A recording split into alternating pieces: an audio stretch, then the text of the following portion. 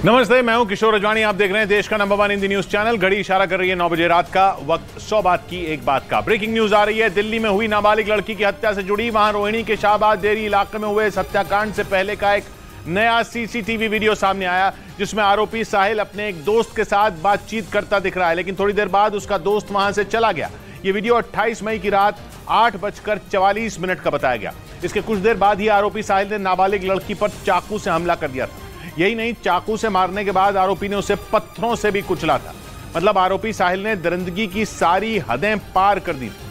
हत्याकांड को देखकर लोगों की रूह तक कांप गई। हालांकि दिल्ली पुलिस ने आरोपी को यूपी के बुलंदशहर से गिरफ्तार कर लिया, लेकिन जिस तरह से उसने बीच सड़क पर नाबालिग लड़की की बेरहमी से हत्या की, उसे देखकर पूरी दिल्ली में सनसनी फैल गई।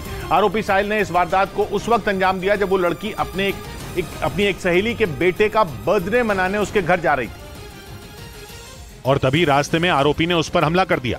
दिल्ली के शाहबाद देरी इलाके में अंजाम दी गई इस वारदात का एक सीसीटीवी वीडियो भी सामने आया, जिसमें नीली टी शर्ट पहना आरोपी साहिल सड़क किनारे 16 साल की उस लड़की पर ताबड़तोड़ चाकू चलाता नजर आया। आरोपी साहिल ने उसके गले, सिर और सीने पर कई वार किए, जिससे वो लड़की वहीं धराशायी हो गई। लेकिन इसके बाद भी वो रुका नहीं, बल्कि वो लगातार उसे चाकुओं से गोदता रहा। चाकू से हमले के बाद आरोपी उसे लातों से मारने लगा, लेकिन दरिंदगी की इंतहा तब हो गई जब उसने पत्थर से लड़की को कुचलना शुरू कर दिया।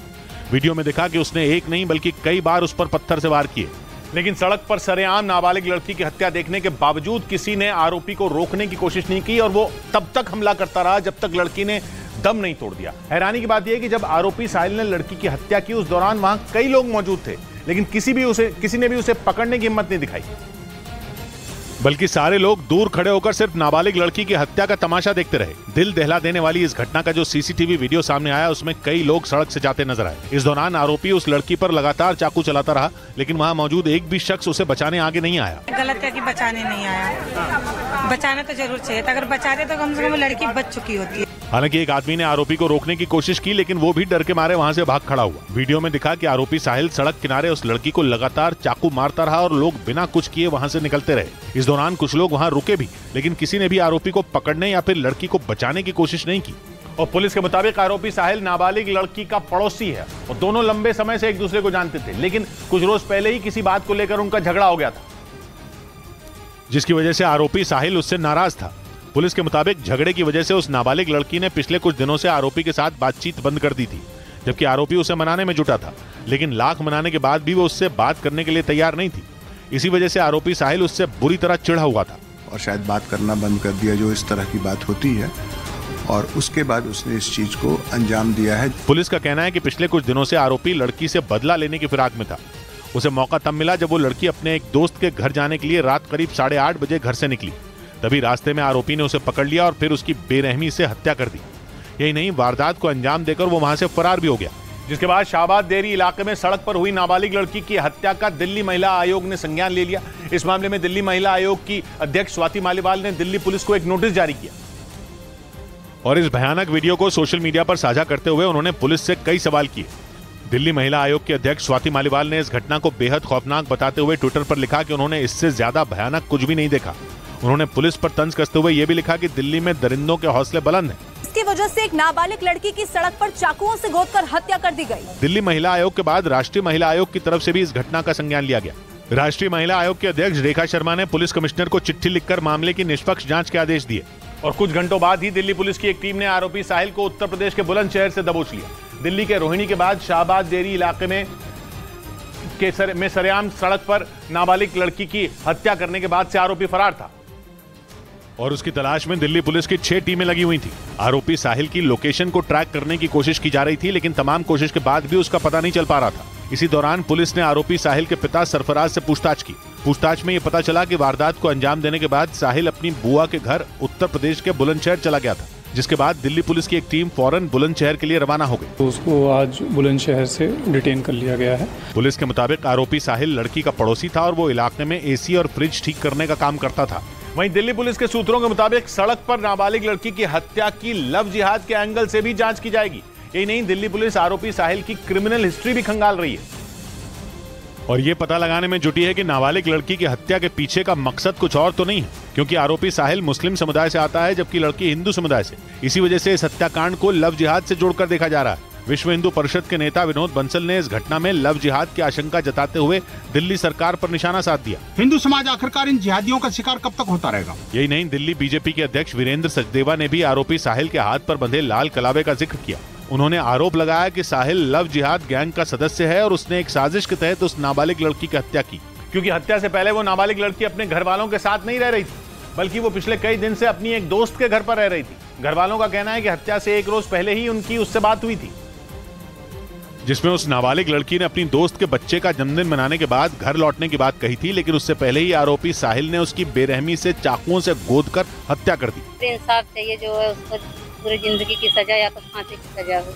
वहीं उसकी दोस्त का कहना है कि आरोपी साहिल और नाबालिग लड़की पिछले 4 साल से एक दूसरे को जानते थे और कुछ दिन पहले दोनों की किसी बात को लेकर लड़ाई हुई थी। उसके बाद उसने मुझे बताया था कि दीदी साहिल नाम के लड़के से मेरी दोस्ती है। हालांकि घर वालों का कहना है कि आरोपी साहिल को उनकी बेटी जानती थी या नहीं इसकी जानकारी उन्हें नहीं थी, लेकिन अब घर वाले आरोपी के लिए फांसी की मांग कर रहे हैं। ब्रेकिंग न्यूज आ रही है, ईरान और तालिबान के बीच जंग छिड़ गई है। ईरान की सेना और तालिबान के लड़ाकों के बीच जोरदार लड़ाई शुरू हो गई है। ईरान से लगी अफगानिस्तान की सीमा पर दोनों तरफ से जमकर गोलीबारी हुई, जिसका मतलब यह है कि रूस और यूक्रेन युद्ध के बीच ही 2 और देशों में भीषण जंग की शुरुआत हो गई, क्योंकि तालिबान ने ईरान के खिलाफ युद्ध का बुगुल फूंक दिया। उन्होंने भारी संख्या में हथियार और गोला बारूद के साथ अपने लड़ाकों को ईरान की सीमा पर भेज दिया है। तालिबान ने खुलकर ईरान को चेतावनी दे दी कि वो जब चाहेंगे उसकी राजधानी तेहरान पर कब्जा जमा लेंगे, और इसीलिए तालिबान ने टैंक समेत बड़ी संख्या में हथियार और अपने लड़ाकों को ईरान की सीमा की तरफ रवाना कर दिया। दोनों के बीच पिछले कुछ वक्त से हेलमंद नदी के पानी को लेकर तनाव चरम पर है। अफगानिस्तान से ईरान जाने वाली हेलमंद नदी का कुछ पानी एक संधि के तहत ईरान को देना होता है, लेकिन तालिबान ईरान को पानी नहीं दे रहे, और इसी वजह से दोनों के बीच तनाव इतना बढ़ गया कि बात युद्ध तक जा पहुंची। और तालिबान की तैयारियां देखकर तो यही लग रहा है कि मानो वो ईरान पर हमला बोलने जा रहे हैं। इसके साथ ही उन्होंने चेतावनी दी कि वो किसी भी वक्त तेहरान पर कब्जा जमा सकते हैं।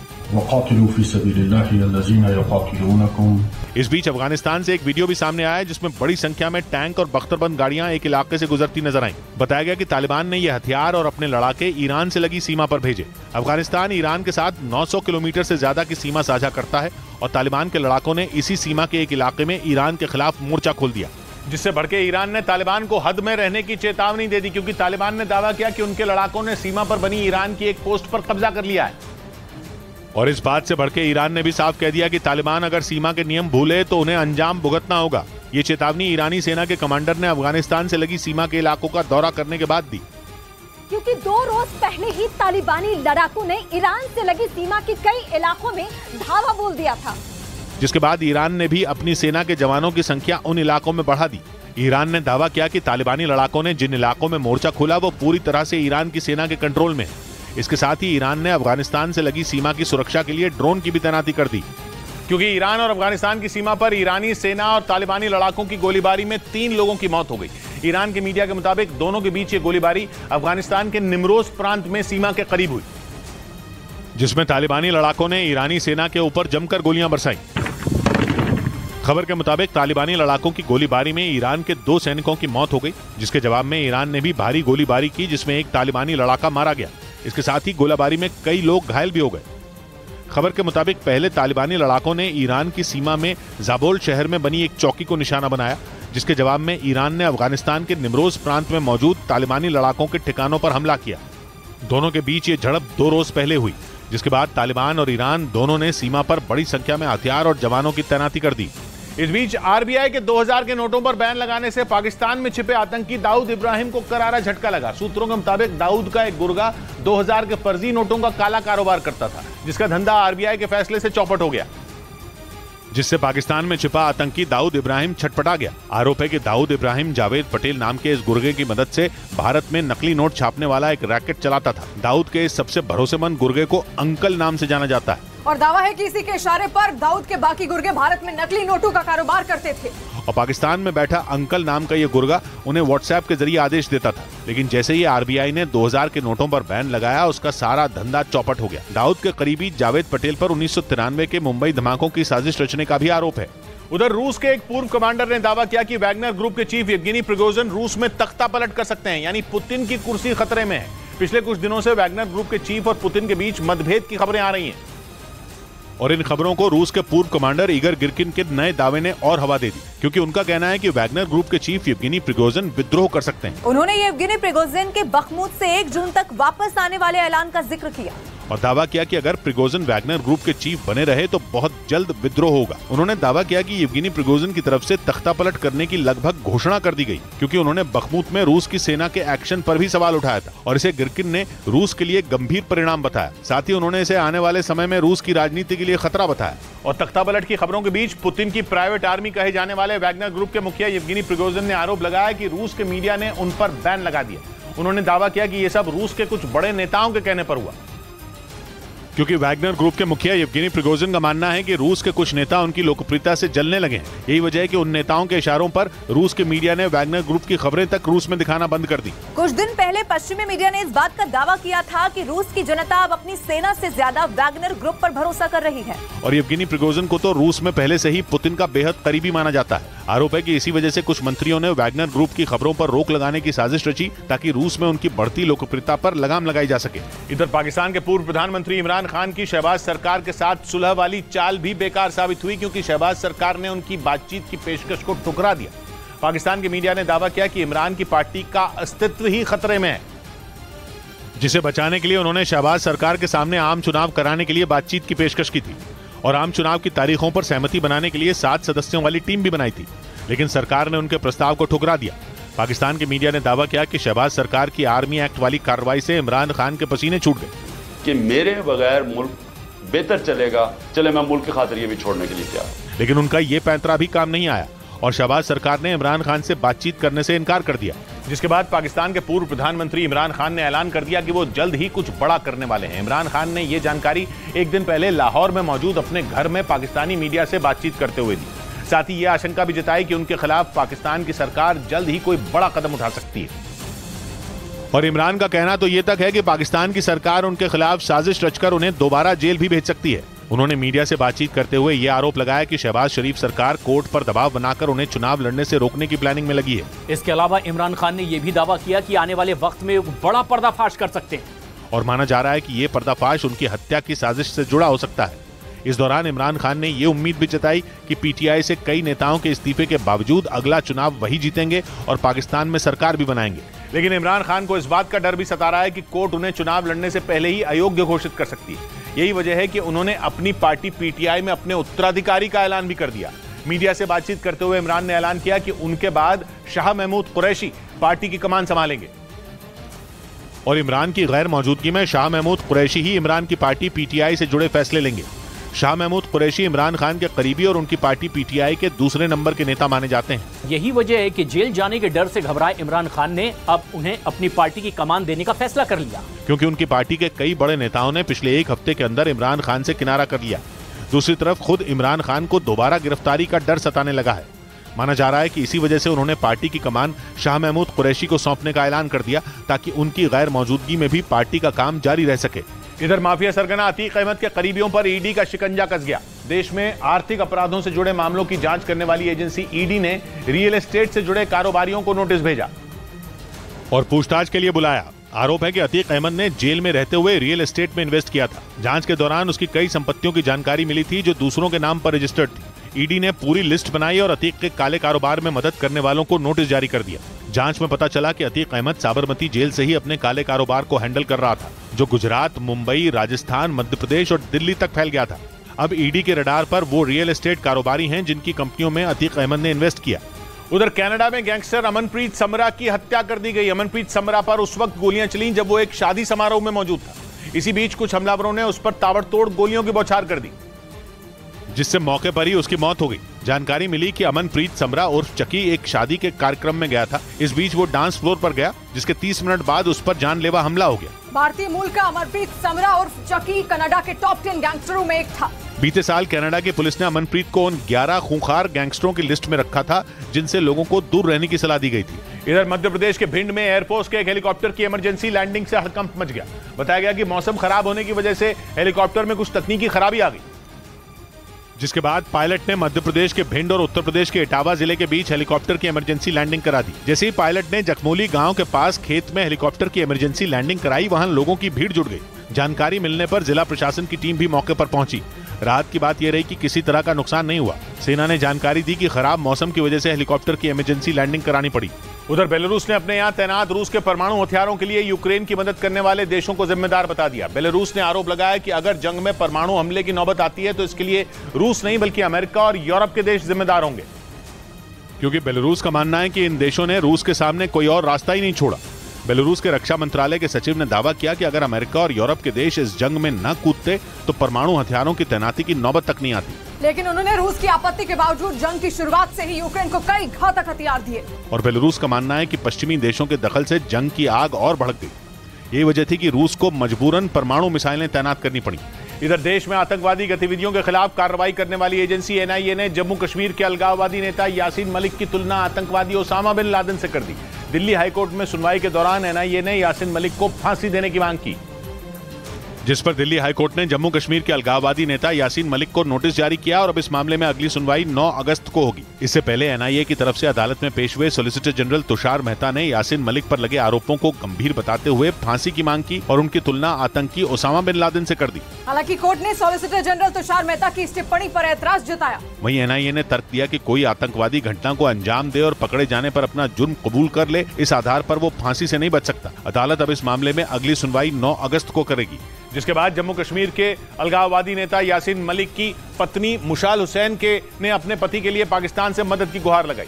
मुशाल हुसैन ने आशंका जताई कि उनके पति को फांसी की सजा दी जा सकती है, जिसे बचाने के लिए उन्होंने आतंक को पालने वाले पाकिस्तान से गुहार लगाई। मुशाल हुसैन को यह डर सता रहा है कि यासीन मलिक को दिल्ली हाईकोर्ट से फांसी की सजा हो सकती है। इसी वजह से उन्होंने पाकिस्तान से यासीन मलिक को बचाने की गुहार लगाई और इस मुद्दे को अंतर्राष्ट्रीय मंच पर उठाने की मांग की, जिससे एक बार फिर साफ हो गया कि यासीन मलिक पाकिस्तान का ही मोहरा था और उसी के इशारे पर यासीन मलिक ने कई आतंकी घटनाओं को अंजाम दिया था। यासीन मलिक को 25 मई 2022 को एनआईए कोर्ट ने टेरर फंडिंग केस में उम्र कैद की सजा सुनाई थी और अब एनआईए ने उसके लिए फांसी की सजा की मांग की है।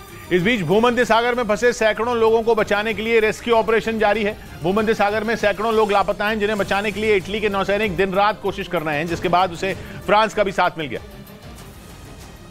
क्योंकि फ्रांस के एक एनजीओ ने भूमध्य सागर में फंसे एक जहाज से लोगों का रेस्क्यू किया। इस दौरान सभी को दूसरी नाव में शिफ्ट किया गया। यह ऑपरेशन करीब 3 घंटे तक चला, जिसमें 602 लोगों का रेस्क्यू किया गया, जिसमें 11 महिलाएं और 151 बच्चे थे, जिन्हें इटली के बंदरगाह पर सुरक्षित पहुंचाया गया। इससे पहले इटली के नौसैनिकों ने करीब 1000 लोगों का रेस्क्यू कर उन्हें बाहर निकाला था, लेकिन अब भी सैकड़ों लोग लापता हैं, जिन्हें ढूंढने के लिए दिन रात कोशिश की जा रही है। उधर अमेरिका के न्यू मैक्सिको में एक मोटरसाइकिल रैली के दौरान फायरिंग में हड़कंप मच गया, जिसमें 3 लोगों की मौत हो गई और 5 लोग गंभीर रूप से घायल हो गए। बताया गया कि मोटरसाइकिल रैली के दौरान 2 गुटों के बीच झड़प हो गई, जिसके बाद दोनों के बीच गोलीबारी हुई, जिसमें वहां मौजूद 3 लोगों की जान चली गई। यानी अमेरिका के गन कल्चर की वजह से एक बार फिर वहां खून खराबा हुआ। पुलिस ने दावा किया कि विवाद शुरू होते ही 2 गुटों के बीच में फायरिंग शुरू हो गई और जिस वक्त वहां गोलियां चल रही थीं, रैली में बड़ी संख्या में लोग मौजूद थे। पुलिस ने गोलीबारी करने वाले आरोपियों की गिरफ्तारी का भी दावा किया। यही नहीं, आरोपियों के साथ पुलिस की मुठभेड़ की तस्वीरें भी आईं।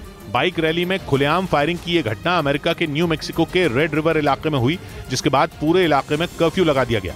इधर रूस के रक्षा मंत्रालय ने दावा किया कि काला सागर के पास उसकी तेल रिफाइनरी पर ड्रोन अटैक की कोशिश की गई और रात भर आसमान में ड्रोन मंडराते रहे। हालांकि रूस ने इस हमले के लिए सीधे तौर पर किसी को जिम्मेदार नहीं ठहराया, लेकिन उसकी तेल रिफाइनरी पर ड्रोन अटैक की खबर ऐसे समय आई जब कीव पर सबसे बड़े ड्रोन अटैक का दावा किया जा रहा है। यानी कीव और रूस की तेल रिफाइनरी पर ड्रोन अटैक की टाइमिंग एक ही है, क्योंकि रूस ने दावा किया कि उसके कृष्णादार शहर की तेल रिफाइनरी पर रात में ड्रोन अटैक किया गया। ये तेल रिफाइनरी काला सागर के नजदीक है और क्राइमिया से भी इसकी दूरी ज्यादा नहीं है। यानी रूस के उस इलाके को टारगेट किया गया जो उसके कब्जे वाले क्राइमिया के नजदीक है। यही नहीं, रूस के रक्षा मंत्रालय ने दावा किया कि काला सागर के पास उसकी तेल रिफाइनरी के ऊपर रात भर ड्रोन मंडराते रहे, जिनसे किए गए हमले में तेल रिफाइनरी में आग लग गई। उधर पुतिन ने यूक्रेन युद्ध के बीच रूस की सीमाओं की सुरक्षा बढ़ा दी। ये फैसला रूस में घुसपैठ रोकने के लिए लिया गया। कुछ दिन पहले ही रूस ने यूक्रेन पर उसकी सीमा में घुसपैठ करने का आरोप लगाया था। उसने यूक्रेन के 70 से ज्यादा हमलों को नाकाम करने का दावा किया था, जिसके बाद रूस ने अपनी सीमाओं की सुरक्षा बढ़ाने का फैसला किया। पिछले कुछ हफ्तों में रूस पर कई बार हमलों की खबर आई। बॉर्डर वाले इलाकों में तो ड्रोन अटैक तक हुआ, जिसे रोकने के लिए पुतिन ने सीमा पर सैनिकों के साथ ही बख्तरबंद गाड़ियों की संख्या बढ़ाने के आदेश दिए। क्योंकि 2 दिन पहले रूस के इलाके बेलगरद में हमला हुआ था, जिसमें रूस के 3 लोग घायल हो गए थे। पुतिन ने इसी वजह से बेलगरद समेत यूक्रेन से लगने वाली सारी सीमाओं पर सेना की तैनाती बढ़ा दी, क्योंकि यूक्रेन लगातार पलटवार कर रहा है। इस बीच पश्चिमी मीडिया के मुताबिक यूक्रेन जंग को खत्म करवाने के लिए यूरोपियन यूनियन ने चीन से मदद मांगी। यूरोपियन यूनियन ने चीन से रूस और यूक्रेन के बीच शांति समझौता कराने की अपील की ताकि बीते 15 महीनों से जारी खूनी संघर्ष थम सके। यूरोपियन यूनियन के एक अधिकारी ने रूस में तैनात चीन के पूर्व राजदूत ली हुई से मुलाकात की, जिन्हें चीन ने रूस और यूक्रेन के बीच समझौता कराने के लिए पिछले हफ्ते यूक्रेन भेजा था, जहां उन्होंने यूक्रेन के राष्ट्रपति ज़ेलेंस्की से मुलाकात की थी। और अब वो रूस का भी दौरा करने वाले हैं, जहां उनकी मुलाकात रूस के राष्ट्रपति पुतिन से हो सकती है। ली हुई के रूस रवाना होने से पहले यूरोपियन यूनियन के अधिकारी ने उनके साथ बैठक की, क्योंकि यूरोपियन यूनियन ने उम्मीद जताई है कि ली हुई और पुतिन के बीच मुलाकात में शांति की बात पर सहमति बन सकती है। उधर दूसरे देशों को कर्ज देकर आर्थिक संकट से उबारने वाली संस्था IMF ने पाकिस्तान को फिर एक बार चेतावनी दे दी। पाकिस्तान को IMF ने उसके और चीन के बीच व्यापार को बढ़ावा देने के लिए बनाए गए चाइना पाकिस्तान इकोनॉमिक कॉरिडोर पर सख्त फैसला लेने की धमकी दी, क्योंकि IMF का मानना है कि पाकिस्तान ने राहत के लिए मिली राशि से चीन का कर्ज उतारा, जिसकी वजह से पाकिस्तान का आर्थिक संकट और गहरा गया। IMF के मुताबिक दोनों देशों के बीच व्यापार को बढ़ावा देने के लिए तैयार किए गए चाइना पाकिस्तान इकोनॉमिक कॉरिडोर से पाकिस्तान को सिर्फ घाटा ही हुआ। दूसरी तरफ चीन ने उससे वो सारा पैसा भी वसूल कर लिया जो दरअसल चीन की कंपनियों या वहां के कारोबारियों ने CPEC के तहत लगाया था। और IMF का आरोप है कि पाकिस्तान ने चीन को यह कर्ज IMF से मिली रकम से लौटाया। यही वजह है कि IMF ने साफ कर दिया कि अगर पाकिस्तान को अब मदद की राशि चाहिए तो या तो उसे खुद को दिवालिया घोषित करना होगा या फिर CPEC की शर्तों को बदलने के लिए चीन से बात करनी होगी, जिसके बाद पाकिस्तान की शहबाज शरीफ सरकार बुरी तरह फंस गई। इस बीच पाकिस्तान में इमरान खान के एक करीबी नेता ने इस्लामाबाद पुलिस पर चोरी का आरोप लगा दिया। PTI यानी पाकिस्तान तहरीके इंसाफ के महासचिव उमर अयूब खान ने ट्वीट कर पुलिस पर कार चोरी का आरोप लगाया और दावा किया कि इस्लामाबाद पुलिस ने उनके घर पर छापेमारी की और इस दौरान घर पर खड़ी कार चोरी करके ले गई। PTI के महासचिव उमर अयूब खान ने ट्वीट कर इस्लामाबाद पुलिस पर आरोप लगाया और अपने ट्वीट में लिखा कि इस्लामाबाद पुलिस ने रात में बिना सर्च वारंट के उनके घर पर छापा मारा और घर पर खड़ी उनकी महंगी कार चुरा ले गई। ये पहला मौका नहीं है जब इमरान खान की पार्टी के नेता ने पुलिस पर ऐसा आरोप लगाया हो। इससे पहले भी उन्होंने आरोप लगाया था कि पुलिस ने पाकिस्तान के पूर्व सांसद जमील अहमद खान के घर पर छापा मारा था और उनकी गाड़ियों को उठा ले गई थी। इधर मुंबई पुलिस ने बदमाशों के चंगुल से एक 4 साल के बच्चे को बचा लिया। वसई की रेलवे पुलिस ने बच्चों को चोरी कर बिहार भाग रहे बदमाशों को छत्रपति शिवाजी महाराज टर्मिनस से धर दबोचा। पुलिस के मुताबिक बदमाशों ने बच्चे को विरार रेलवे स्टेशन से किडनैप किया था, जिसका CCTV वीडियो भी सामने आया, जिसके आधार पर पुलिस ने दोनों बदमाशों को पकड़ा। विरार रेलवे स्टेशन पर लगे CCTV कैमरे में बदमाश बच्चे को गोद में उठाकर ट्रेन के अंदर घुसते नजर आए। बच्चे को लेके अपने गांव जा रहा था, गांव जाने वाला था, तभी हम लोगों ने उसको अरेस्ट किया है। बताया गया कि बच्चा अपनी मां के साथ रेलवे स्टेशन गया था और मां की आंख लगते ही बदमाशों ने उसका अपहरण कर लिया, जिसके बाद महिला ने बच्चा चोरी होने की सूचना पुलिस को दी और पुलिस ने एक्शन लेते हुए दोनों बदमाशों को पकड़ लिया। इधर मध्य प्रदेश के उज्जैन में आंधी और तूफान से 351 करोड़ रुपए की लागत से बने महाकाल लोक को भारी नुकसान पहुंचा। वहां तेज आंधी और तूफान की वजह से कई मूर्तियां गिर गईं, जबकि कई मूर्तियां टूट गईं। तेज हवा चलने की वजह से महाकाल लोक में स्थापित सप्त ऋषियों की 7 में 6 मूर्तियां गिर गईं। घटना की जानकारी मिलने के बाद प्रशासन की टीम वहां पहुंची, जिसके बाद महाकाल लोक को खाली करा लिया गया। तूफान के वक्त भारी संख्या में श्रद्धालु वहां मौजूद थे। हालांकि गनीमत यह रही कि किसी को कोई नुकसान नहीं पहुंचा। अभी हम आकलन कर रहे हैं, अच्छी बात यह है कि कोई जनहानि नहीं हुई है। उज्जैन के महाकाल लोक को 351 करोड़ की लागत से बनाया गया था, जिसका लोकार्पण प्रधानमंत्री नरेंद्र मोदी ने पिछले साल अक्टूबर में किया था। उधर पश्चिमी मीडिया ने दावा किया कि पुतिन की सेना ने कीव पर सबसे बड़ा ड्रोन अटैक कर पूरे यूक्रेन को थर्रा दिया। यह हमला कीव दिवस पर किया गया। 28 मई को कीव अपनी स्थापना का जश्न मनाता है। उसी दिन आसमान से बमों की बारिश कर रूस ने यूक्रेन को अपनी ताकत दिखाई। इस हमले के बाद रूस ने यह ऐलान किया कि नेटो देशों के दम पर उसे हराने का सपना देखना ज़ेलेंस्की की सबसे बड़ी भूल है। और पश्चिमी मीडिया का दावा है कि कीव पर यह हमला रूस के राष्ट्रपति भवन पर हुए ड्रोन अटैक का जवाब है। मई की शुरुआत में रूस की विक्ट्री डे परेड से पहले क्रेमलिन पर ड्रोन अटैक हुआ था और अब रूस ने कीव दिवस पर ईरान के आत्मघाती ड्रोन शाहिद 136 से शहर पर सबसे बड़ा अटैक कर दिया। यूक्रेन का दावा है कि रूस ने हमले के लिए 54 ड्रोन उड़ाए थे, जिनमें 52 को ढेर कर दिया गया। इस हमले के बाद यूके में रूस के राजदूत आंद्रे केलिन ने हुंकार भरी कि ज़ेलेंस्की किसी भी सूरत में रूस को नहीं हरा सकते। It's a big idealistic mistake to think that Ukraine may prevail. उन्होंने ये भी आरोप लगाया कि नेटो देश बिना सोचे समझे यूक्रेन को हथियार दे रहे हैं, जिससे युद्ध लंबा खिंच रहा है। इस बीच यूक्रेन ने दावा किया कि रूस ने यूक्रेन के ओदेसा पर ड्रोन अटैक कर दिया है। हालांकि यूक्रेन की तरफ से यह जानकारी नहीं दी गई कि इस हमले में ओदेसा बंदरगाह को कितना नुकसान पहुंचा, लेकिन उसने यह जरूर दावा किया कि ओदेसा पर रूस ने ड्रोन से हमला कर दिया, जिसने ओदेसा के उस बंदरगाह को तबाह कर दिया जहां से यूक्रेन अपने अनाज का निर्यात करता है। यानी रूस ने ब्लैक सी ग्रेन डील के नियम तोड़ दिए और यूक्रेन के निर्यात में अड़ंगा डाला। कम से कम यूक्रेन तो यही कह रहा है, क्योंकि रूस और यूक्रेन के बीच पिछले साल 120 दिन की ब्लैक सी ग्रेन डील हुई थी, जिसे इसी महीने बढ़ाया गया था। इस डील में रूस ने हामी भरी थी कि वो यूक्रेन से होने वाले अनाज निर्यात में रुकावट नहीं डालेगा, लेकिन यूक्रेन ने ओदेसा में ड्रोन अटैक का दावा करके रूस को कटघरे में खड़ा कर दिया। उधर कांटे के मुकाबले में आखिरकार रेजिप ताइप एर्दोआन फिर तुर्की का राष्ट्रपति चुनाव जीत गए। 14 तारीख को हुए चुनाव के पहले राउंड में एर्दोआन को बहुमत नहीं मिल पाया था, जिसके बाद फिर मुकाबला हुआ और 52% से ज्यादा वोट पाकर एर्दोआन ने लगातार तीसरी बार तुर्की के राष्ट्रपति का पद अपने नाम कर लिया।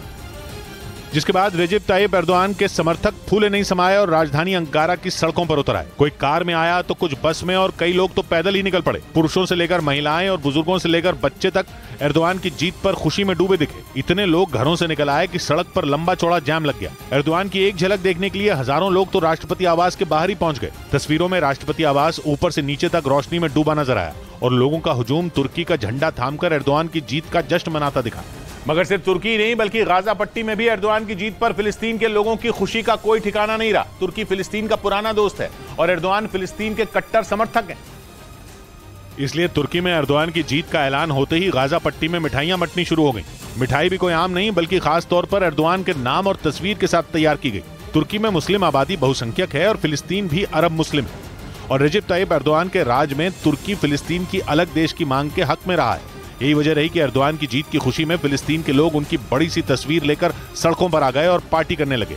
लोगों ने सड़क किनारे खंभों पर तुर्की के झंडे भी लगा दिए थे। इस बीच पश्चिमी मीडिया ने दावा किया कि चीन की नौसेना इन दिनों एयरक्राफ्ट कैरियर की भारी किल्लत से गुजर रही है। चीन के पास कहने को तो 3 एयरक्राफ्ट कैरियर, लेकिन उनमें सिर्फ एक ही चालू हालत में, जिसके दम पर वो दुनिया को धमका रहा है, जबकि बाकी के 2 एयरक्राफ्ट कैरियर ऑपरेशन को अंजाम देने की हालत में नहीं है। इनमें एक युद्धपोत की मरम्मत की जा रही है जबकि दूसरे का समुद्री परीक्षण किया जा रहा है। ऐसे में चीनी नौसेना को सिर्फ एक एयरक्राफ्ट कैरियर शेंडोंग से काम चलाना पड़ रहा है। पश्चिमी मीडिया का दावा है कि शेंडोंग एयरक्राफ्ट कैरियर को कुछ रोज पहले ही ताइवान के समुद्री इलाके से होकर उत्तर की ओर जाते हुए देखा गया था। इस वजह से आशंका जताई जा रही है कि चीन इस एयरक्राफ्ट कैरियर के साथ चीन सागर में एक बड़ा युद्धाभ्यास करने जा रहा है। हालांकि चीन की तैयारी आने वाले 7 साल यानी 2030 तक 6 एयरक्राफ्ट कैरियर बनाने की है, ताकि वो समंदर में सुपर पावर अमेरिका को चुनौती दे सके।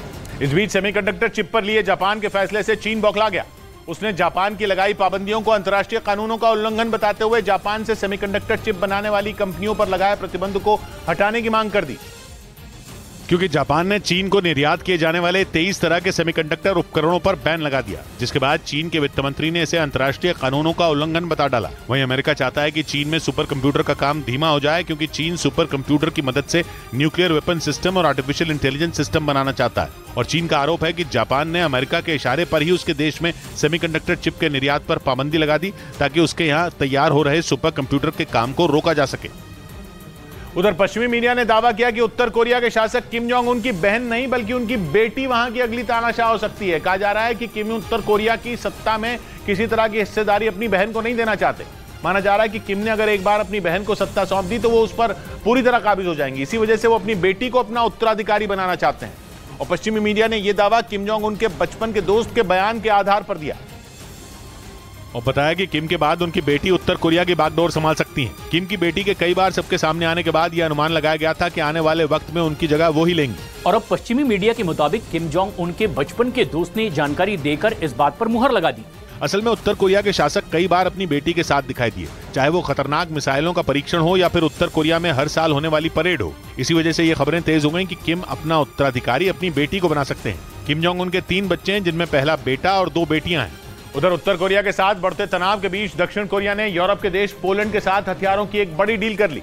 दक्षिण कोरिया हथियारों का बड़ा बाजार बनना चाहता है और पोलैंड के साथ हुई उसकी डील को इसी का हिस्सा माना जा रहा है, क्योंकि दक्षिण कोरिया से पोलैंड को तोप और रॉकेट समेत कई हथियार मिलेंगे, जिससे पोलैंड की ताकत कई गुना बढ़ जाएगी। पोलैंड को डर है कि रूस उस पर हमला कर सकता है, क्योंकि रूस के खिलाफ उसने खुलकर यूक्रेन का साथ दिया था और इसीलिए अब पुतिन कई बार पोलैंड को चेतावनी दे चुके हैं। और इन्हीं धमकियों के बीच पोलैंड ने दक्षिण कोरिया से करीब 1370 करोड़ डॉलर यानी भारतीय रुपयों में 1,10,000 करोड़ रुपए की डील की, जिसके तहत पोलैंड को रॉकेट लॉन्चर, K2 टैंक, तोपें, लड़ाकू विमान और भारी मात्रा में गोला बारूद मिलेगा। पिछले साल अगस्त में भी पोलैंड ने दक्षिण कोरिया से 770 करोड़ डॉलर यानी भारतीय रुपयों में 60,000 करोड़ रुपए के हथियार खरीदे थे, जो रकम इस साल दुगनी हो गई। मतलब पोलैंड को डर है कि आज नहीं तो कल यूक्रेन की तरह उस पर भी जल्द हमला हो सकता है। इधर सीमा पर पाकिस्तान की ड्रोन वाली चाल फिर से नाकाम हो गई। बीएसएफ के जवानों ने घुसपैठ की कोशिश कर रहे पाकिस्तान के 2 ड्रोन मार गिराए। घुसपैठ की यह कोशिश अंतर्राष्ट्रीय सीमा के पास अमृतसर जिले के धनोई खुर्द गांव के पास की गई, लेकिन बीएसएफ के जवानों ने ड्रोन से घुसपैठ की साजिश को नाकाम कर दिया, क्योंकि ड्रोन के जरिए नशे के सामान की तस्करी की जा रही थी। बीएसएफ के जवानों ने एक तस्कर को भी पकड़ा। जानकारी मिली कि बीएसएफ ने रात में पाकिस्तान की तरफ से आ रहे ड्रोन को मार गिराया। ये ड्रोन अंतर्राष्ट्रीय सीमा के पास अमृतसर जिले के धनोई खुर्द गांव के पास दिखा। एक स्मगलर को धर दबोचा, जिसके पास से तकरीबन 3.2 kgs heroin, high grade heroin मिली है। इस बीच सर्च ऑपरेशन के दौरान एक और ड्रोन दिखा जिसे ढेर कर दिया गया। उस पर भी नशे का सामान बंधा था। यानी 24 घंटे में पाकिस्तान की तरफ से आ रहे 2 ड्रोनों को मार गिराया गया। उधर पाकिस्तान की शहबाज शरीफ सरकार के स्वास्थ्य मंत्री अब्दुल कादिर ने आरोप लगाया कि इमरान खान को शराब और ड्रग्स की लत है। इसके लिए उन्होंने 9 मई को इमरान खान की गिरफ्तारी के बाद कराई गई उनकी मेडिकल जांच की रिपोर्ट का हवाला दिया और उन्हें नशे की लत होने का दावा किया। इमरान खान की इसी मेडिकल रिपोर्ट को लोगों के सामने लाने के लिए स्वास्थ्य मंत्री अब्दुल कादिर ने प्रेस कॉन्फ्रेंस की और दावा किया कि इमरान खान की मेडिकल जांच रिपोर्ट में शराब और ड्रग्स की बात सामने आई। पाकिस्तान के स्वास्थ्य मंत्री अब्दुल कादिर ने उसी मेडिकल जांच रिपोर्ट के हवाले से इमरान खान को मानसिक तौर पर बीमार भी बताया। साथ ही दावा किया कि मेडिकल जांच रिपोर्ट में उनके पैर में कोई फ्रैक्चर भी नहीं मिला, जिसका हवाला देकर इमरान खान ने कोर्ट से अपनी गिरफ्तारी रुकवाई थी और व्हील चेयर का सहारा लिया था। उधर पाकिस्तान की शहबाज शरीफ सरकार ने अब इमरान खान की छवि खराब करने का प्लान तैयार कर लिया, जिसके लिए पाकिस्तान में जगह जगह वॉल ऑफ शेम लगाई गई और उस पर लगी इमरान खान की तस्वीर पर उनकी पार्टी के कार्यकर्ताओं ने जूते मारे। इससे पहले शहबाज सरकार ने पीटीआई के नेताओं के खिलाफ आर्मी एक्ट के तहत कार्रवाई का ऐलान किया था, जिसके बाद पाकिस्तान के मीडिया ने दावा किया कि शहबाज सरकार इमरान की छवि खराब करने का प्लान बना रही है। पाकिस्तान के मीडिया का कहना है कि शहबाज शरीफ इमरान का राजनीतिक करियर खत्म करने पर उतारू हैं, क्योंकि रावलपिंडी में इमरान खान के विरोध में वॉल ऑफ शेम लगाई गई, जिसमें लगी इमरान खान की तस्वीर पर शहबाज शरीफ के पार्टी कार्यकर्ताओं ने जूते मारे। यानी शहबाज शरीफ लोगों के सामने इमरान की छवि को खराब कर रहे हैं और अगर उनका ये प्लान सफल हो गया तो फिर तो इमरान न घर के रहेंगे न घाट के। इस बीच चीन में एक बड़े कोरोना विस्फोट के दावे ने पूरी दुनिया में भूचाल ला दिया। चीन के एक स्वास्थ्य सलाहकार ने दावा किया कि जून के आखिर तक तो चीन में कोरोना ऐसा विकराल रूप ले लेगा कि वहां हर हफ्ते 6.5 करोड़ लोग वायरस से बीमार पड़ने लगेंगे। और अमेरिका के अखबार द न्यूयॉर्क टाइम्स की खबर है कि अब चीन कोरोना को काबू करने के लिए लॉकडाउन जैसे सख्त कदम नहीं उठाने वाला। अगर चीन का वाकई ऐसा ढीला रवैया रहा तो ये पूरी दुनिया को ले डूबेगा, क्योंकि कोरोना की चपेट में आए चीन के लोगों के घूमने फिरने पर कोई बंदिश नहीं होगी और वो दूसरे लोगों को भी बीमार कर देंगे। 2020 में पूरी दुनिया में कोरोना इसी तरह फैला था और चीन में अभी मचा कोहराम भी उसकी हीलावाली का ही नतीजा है। बीते साल चीन ने अचानक अपनी जीरो कोविड पॉलिसी से तौबा कर ली थी, जिसका साइड इफेक्ट अब सामने आ रहा है। लेकिन शी जिनपिंग का फोकस अब कोरोना पर नहीं बल्कि चीन की अर्थव्यवस्था पर है। और दूसरी तरफ चीन को समंदर में घेरने के लिए पहली बार अमेरिका, जापान और फिलीपींस ने एक साथ ड्रिल करने का ऐलान कर दिया। तीनों देशों की नौसेना यह अभ्यास दक्षिण चीन सागर में करेंगी, जिसे चीन अपना बताता है। उसका आरोप है कि अमेरिका उसे घेरने के लिए वहां अपनी नौसेना की ताकत बढ़ा रहा है और वो जानबूझकर उन देशों का साथ दे रहा है जिनका चीन से 36 का आंकड़ा है। अमेरिका ने ऐलान किया कि वो जापान और फिलीपींस के साथ मिलकर दक्षिण चीन सागर में अगले 1 हफ्ते तक एक बड़ा सैन्य अभ्यास करने वाला है। इससे पहले इसने ताइवान के साथ भी दक्षिण चीन सागर में एक बड़ी ड्रिल की थी और उस वक्त भी चीन ने अमेरिका पर उसके खिलाफ साजिश रचने का आरोप लगाया था। हालांकि अमेरिका का दावा है कि ये तीनों देशों के बीच होने वाला सामान्य सा सैन्य अभ्यास होगा, जिसका मकसद किसी भी तरह से चीन को उकसाना नहीं है। उधर भारतीय वायुसेना की बढ़ती ताकत से घबराए चीन ने LAC पर रूस से मिले हेलीकॉप्टरों की तैनाती शुरू कर दी। सूत्रों के मुताबिक अरुणाचल प्रदेश की सीमा के पास LAC पर चीन अपने देश में बने हेलीकॉप्टर तैनात करने से बच रहा है, क्योंकि कहा जा रहा है कि उसके हेलीकॉप्टर इस काबिल हैं ही नहीं कि भारतीय वायुसेना का मुकाबला कर सकें। खुफिया रिपोर्ट के मुताबिक LAC के करीब निगाची इलाके में चीन ने एक बेस पर अपने Z-20 हेलीकॉप्टर के बजाय रूस से लिए गए Mi-17 हेलीकॉप्टरों को तैनात किया है। निगाची तिब्बत पठार पर तकरीबन 10,000 फीट पर स्थित है, जो LAC के पास के दूसरे चीनी प्रांतों में सबसे कम ऊंचाई वाला इलाका है। यानी उस ऊंचाई पर भी चीन के Z-10 और Z-20 हेलीकॉप्टर कारगर नहीं है, तभी वो रूस के हेलीकॉप्टरों को तैनात कर रहा है, जबकि भारतीय वायुसेना ने पहले से ही LAC पर Mi-17 को तैनात कर रखा है। इधर पुतिन की प्राइवेट आर्मी कहे जाने वाले वैगनर ग्रुप ने बखमुत के स्कूलों में बने यूक्रेन के ठिकानों पर हमला कर दिया। वैगनर ग्रुप ने दावा किया कि यूक्रेन की सेना ने बखमुत के स्कूलों में अपने कई ठिकाने बनाए थे, जिन पर उसके खूंखार लड़ाकों ने हमला कर दिया और उन ठिकानों को ध्वस्त कर दिया। वैगनर ग्रुप ने दावा किया कि यूक्रेन के ऐसे 9 ठिकानों पर उसने कब्जा कर लिया, जिससे जुड़ा एक वीडियो भी सामने आया, जिसमें वैगनर ग्रुप के लड़ाके बखमुत में खंडहर बन चुकी इमारत पर कब्जे की कोशिश करते दिखाई दिए। वैगनर ग्रुप ने दावा किया कि ये इमारत एक स्कूल की है जो यूक्रेन की सेना का ठिकाना बन गई थी। हालांकि वैगनर ग्रुप के इस दावे पर यूक्रेन के रक्षा मंत्रालय ने कोई बयान जारी नहीं किया और न ही इस दावे को झूठा बताया। उधर पश्चिमी मीडिया ने दावा किया कि रूस की सेना ने यूक्रेन पर S-400 डिफेंस सिस्टम से मिसाइलें दागनी शुरू कर दी। पश्चिमी मीडिया ने दावा किया कि पुतिन के हथियार अमेरिका के ताकतवर रॉकेटों का मुकाबला करने में नाकाम रहे, जिसकी वजह से पुतिन की सेना को जंग में इस डिफेंस सिस्टम को मैदान में उतारना पड़ा।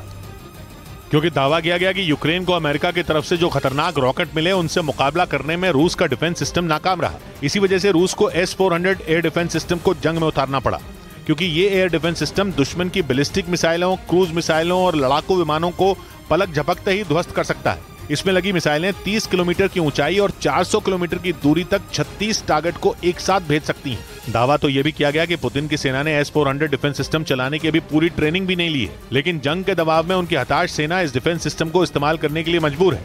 इस बीच रूस ने अमेरिकी सांसद लिंडसे ग्राहम को वांटेड लिस्ट में डाल दिया। अमेरिकी सांसद पर आरोप है कि उन्होंने रूस के सैनिकों की मौत को मजाक बनाया, जिसके बाद रूस ने उनके खिलाफ कार्रवाई करते हुए अमेरिकी सांसद लिंडसे ग्राहम को मोस्ट वांटेड लिस्ट में डाल दिया। रूस का आरोप है कि अमेरिकी सांसद जेलेंस्की के साथ बैठकर रूस के मरे हुए सैनिकों का मजाक बना रहे थे। हालांकि अमेरिका ने इन आरोपों को सिरे से खारिज कर दिया। इससे पहले इंटरनेशनल क्रिमिनल कोर्ट ने पुतिन के खिलाफ वारंट जारी किया था, जिसके बाद रूस ने इंटरनेशनल क्रिमिनल कोर्ट के जजों को सबक सिखाने के लिए उन्हें भी मोस्ट वांटेड लिस्ट में डाल दिया था। उधर जापान के मीडिया ने दावा किया कि किम जोंग उन अंतरिक्ष में जासूसी करने वाली सैटेलाइट को इसी महीने लॉन्च करने वाले हैं। जापान के मुताबिक वो 31 मई को इसे अंतरिक्ष के लिए रवाना कर सकते हैं, जो अंतरिक्ष से किम जोंग उन के लिए दूसरे देशों की जासूसी का काम करेगी। जापान के मुताबिक किम जोंग उन अपनी इस स्पाई सैटेलाइट को 31 मई की रात में लॉन्च करने की योजना बना रहे हैं। बताया गया कि किम जोंग उनकी सैटेलाइट की खबर लगते ही जापान ने इसकी जानकारी दक्षिण कोरिया और अमेरिका तक फौरन पहुंचा दी, क्योंकि तीनों देशों के बीच हाल ही में एक समझौता हुआ है जिसके मुताबिक दक्षिण कोरिया, जापान और अमेरिका उत्तर कोरिया के हर सैन्य ऑपरेशन की जानकारी एक दूसरे से साझा करेंगे। और जापान तो इतना चौकन्ना हो गया कि उसने अपने missile defence system alert mode पर डाल दिए। मतलब अगर जापान को किम की सैटेलाइट लॉन्च से खतरे की भनक लगी तो वो खुद को बचाने के लिए मिसाइलें चला देगा। और तो और जापान ने किम जोंग उन को सीधी चेतावनी भी दे डाली कि वो सैटेलाइट लॉन्च को रद्द कर दें, क्योंकि अगर उसकी जमीन पर आंच भी आई तो वो उत्तर कोरिया से चली हर मिसाइल को मार गिराएगा। जापान और उत्तर कोरिया पड़ोसी हैं और जापान का अंदाजा है कि उत्तर कोरिया की सैटेलाइट लेकर निकलने वाला रॉकेट जापान के द्वीपों के ऊपर से होकर गुजरेगा। 2016 में ऐसा हो भी चुका है, इसलिए जापान ने किम जोंग उन की सैटेलाइट लॉन्च से पहले बाजुएं चढ़ा ली। इधर रूस ने यूक्रेन की मदद करने वाले देशों को मिसाइल अटैक की धमकी दे दी। रूस के मीडिया के मुताबिक वहां के एक सांसद ने अमेरिका के अलास्का पर मिसाइल दागने की सलाह दी डाली, और ये सलाह रूस के सांसद आंद्रेई गुरिल्येव ने दी। रूस के मीडिया के मुताबिक उन्होंने यूक्रेन के मददगारों में खौफ पैदा करने के लिए अलास्का पर हमला जरूरी बताया। इंटरव्यू के दौरान रूस के सांसद आंद्रेई गुरिल्येव ने दावा किया कि रूस के पास ऐसी मिसाइलें हैं जो एक झटके में अलास्का का नामो निशान मिटा सकती हैं।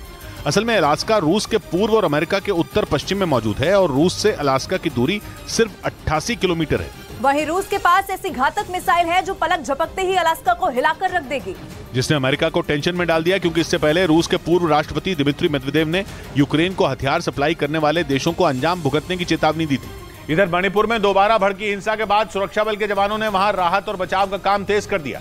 वहां के काकिंग जिले से आए एक वीडियो में सेना की कई गाड़ियां एक कतार में चलती नजर आईं। जानकारी के मुताबिक अगले 4 दिन तक गृह मंत्री अमित शाह भी मणिपुर के दौरे पर रहेंगे और वहां के हालात का जायजा लेंगे। काकिंग से आए वीडियो में सेना की कई गाड़ियां दिखाई दी, जिनके जरिए पुलिस और सेना के जवानों ने मैतेई समुदाय के करीब 2000 से ज्यादा लोगों को राहत शिविरों तक पहुंचाया। इसके अलावा वहां से आए एक वीडियो में सड़क से गुजरते सुरक्षा बल के काफिले के दौरान लोग तालियां बजाते भी नजर आए। गृह मंत्रालय की तरफ से जानकारी दी गई कि गृह मंत्री अमित शाह भी 4 दिन के मणिपुर दौरे पर रहेंगे।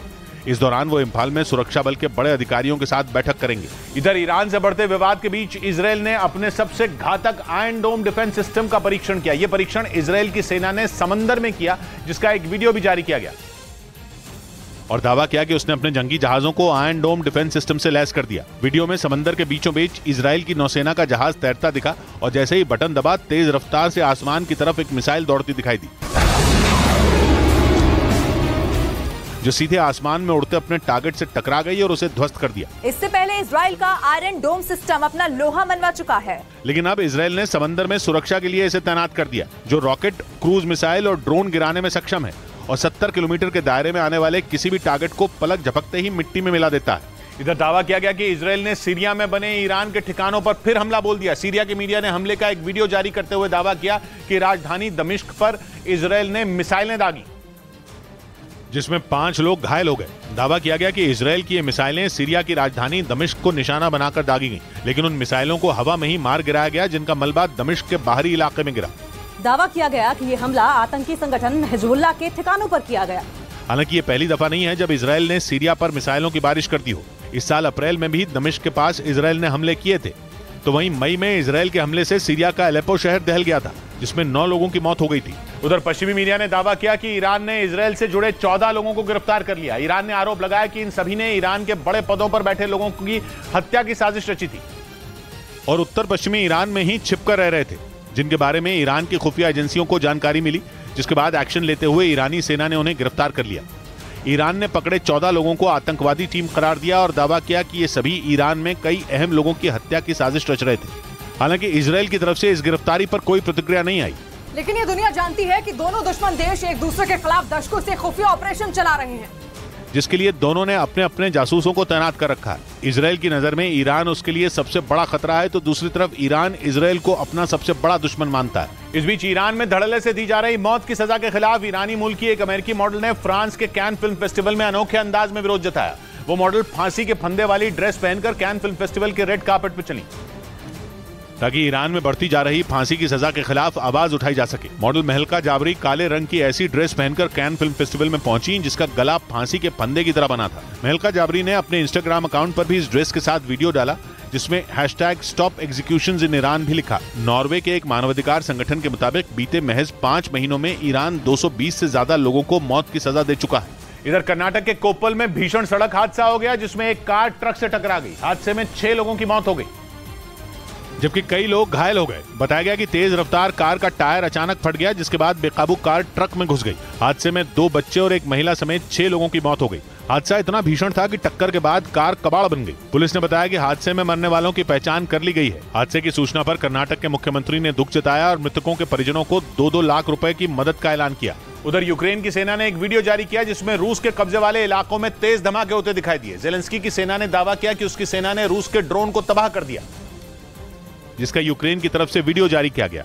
उसमें रात के अंधेरे में तेज विस्फोट होता नजर आया, जिसे देखकर ऐसा लगा मानो वहां कोई ज्वालामुखी फटा हो। जैसे ही धमाका हुआ, चारों तरफ रोशनी फैल गई। यूक्रेन की सेना ने दावा किया कि उसने ये हमला रूस के कब्जे वाले इलाके बर्दियांस्क बंदरगाह पर किया, जो यूक्रेन के जापोरिजिया इलाके में मौजूद है। जेलेंस्की की सेना ने मिसाइल की मदद से रूसी फौज के ड्रोन को तबाह करने का भी दावा किया।